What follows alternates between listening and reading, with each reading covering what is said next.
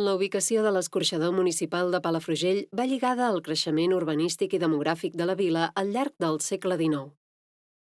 Abans estava situat dins de la muralla.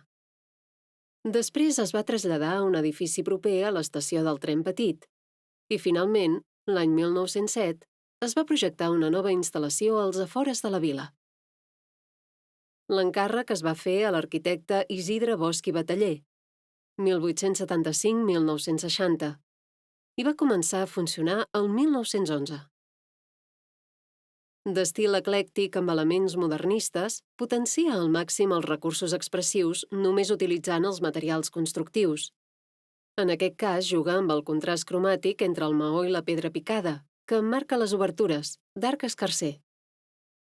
Són destacables l'arrebossat blanc del fons de la façana i la força ornamental de frisos, cornises, arcs i altres elements, així com l'escut en pedra de Palafrugell. L'activitat de l'escorxador va acabar l'any 2018.